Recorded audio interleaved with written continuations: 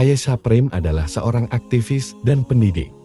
Dia belajar bahasa Arab dan mendalami Al-Quran dan hadits di Mesir dan Yaman. Ieasha saat ini dikenal karena partisipasinya dalam National Women's March. Long story short, I was a youth ambassador to Morocco and Senegal. When I arrived in Morocco, it was my first night. I was so excited just about everything that was, new and what was promising and upcoming. I couldn't sleep, and I was extremely jet lagged.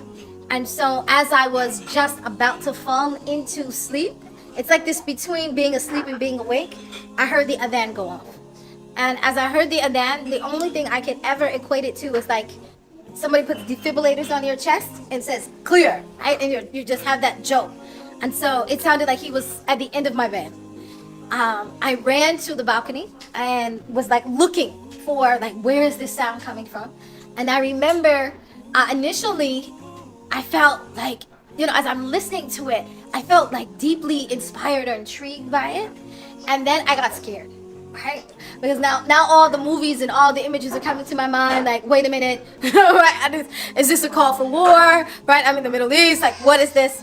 The movie didn't end well after that scene either. Exactly, yeah. It doesn't end well after that. And because it was being announced across the whole city, I thought, this is an announcement, so why would they be making some kind of announcement? So I ran out of my hotel room, and I wanted to go downstairs to ask the concierge what was happening. But I was shocked that nobody else was in the hallway running either, because I thought this was some kind of alarm. So I was like, why am I the only one in the hallway? So I ran downstairs to the concierge and asked him, what was that sound? And he said, that's the call to prayer. And I was like, it's 4 o'clock in the morning. Nobody's praying, right? Nobody's praying at 4 o'clock. And he said, no, that's the call to prayer. So I asked him to translate what it was saying. And as he translated it, I just remember this deep, like 2 things came over me. One, I was like, wow, they must really love God that they're announcing his name like across the city everywhere. And then I felt a deep sense of like, I want to be by myself. I need to be alone. I don't know what that feeling was, but so I ran upstairs to my room and I sat on the floor. And I remember I just cried and I started to pray. And I said, Lord, I know 2 things about you today. I said, number 1, I know that these people love you because they got up before the sun gets up to pray to you. So they greet you before the sun gets up. So I was like, so they must love you. I've worshiped you my whole life and I've never gotten up before the sun comes up. And then I was like, you love them because you taught them your name. Like, we just call you God, but they know your name. So you told them your name. And so that was huge for me. Then we left after leaving Morocco. We went to Senegal. I was living with a Muslim family.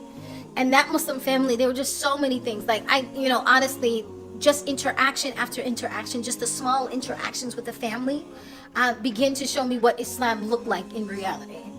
Then I remember I saw them make sujood for the first time.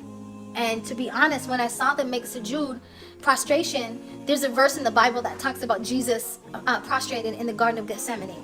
And so I was raised as a Christian, as a practicing Christian, and I had been shown many times, like, several times what that prostration looked like. And I remember then saying, I don't think that's what it looked like. I don't know why, but that's not what it looked like. So I remember when the family that I was staying with, the host family, went into sujood and salah and prostration, I remember this feeling of like, oh, that's what it looks like. That's what it is. So I came back after being with that family for a while, came back to the States, and I fell into a very deep depression. I fell into like just a very deep sadness where I missed them and everything about them. I was like, I missed that sound, that song they sing, that all they line up and they're gonna fall down together. I just missed it. And not only that, because when I was there, Ramadan came. So I was like, I just missed all of it, Ramadan, Eid, the family, how it works. I was like, I just miss it. So, and I couldn't make my life make sense after that experience versus before. There were just too many things. I was like, this just doesn't work anymore. So I decided one day, I was in school. Please, people who are in school, don't do this. Don't try this. I was in school. I went to the front desk and I was like, can you find me anything on Islam, Muslims, Muhammad, Abdullah, anything like that, right? And so the secretary looked up. She's like, I found the Islamic Center of DC. And I skipped school. Like I said, don't do this at home. I skipped school and went to the Islamic Center, caught the bus and went to the Islamic Center. And I used to go there like every day for a month. Like, I would just go there, sit there. I was like, they're gonna sing my favorite song right there then. I was like, they're gonna sing that song, they're gonna line up, they're gonna do that thing I love, and my life is gonna be whole again. And so then there was a woman there, her name was Karima, Allah bless her. She came to me and she's like, you look young. You look like you're supposed to be in school, right? And she was like, why aren't you in school? And I was like, I can't explain it, but when I'm here, I feel peaceful and I can like think I'm not sad. I'm not in my depression. Like I'm okay. But when I leave, I can't fix it. And so she said, okay, listen, there's a class every Sunday. You come on Sunday and then, you know, don't miss school. So I was like, Sunday? Because I went to church every Sunday. We went Sunday morning for service. Sometimes we went for Bible study in the afternoon. Like Sunday, I could not imagine telling my mother I was not going to church on Sunday.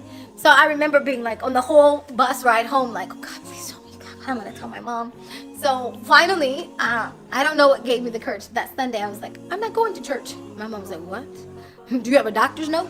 you have some proof of your sickness? But I started to tell her like, you know, about this class, and she said, you know what? If it's gonna make you feel better, if you're gonna get out of this, you know, sadness that you're in, this space you're in, then fine, just go. And so I started attending the class every Sunday. And inside the class, one day in my mind, I was like, I'll just attend the class, because my parents were like, listen, if you think you're gonna be Muslim, like I don't know what you're doing. You're exploring, you're researching, that's fine. But being Muslim, no. Right? Like, don't go that far. So I remember thinking like after college, like when I'm out of the house, then I'll be Muslim.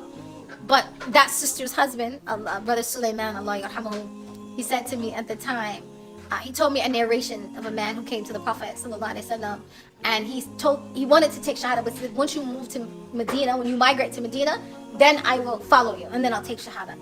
And so, but he died along the way. He never made it to Medina. So he said, so what you don't know, you could leave here today and you could die. You don't know your state. You don't know what could happen. And he's like, so would you rather die fearing Allah or fearing your family? So at that moment, I was like, all right, what do I say? What do I do? Give it to me, Sheikh. Give it What do to I me. do? Give it to me right now. Give it to me right now. And so that was the moment I took Shahada. Alhamdulillah,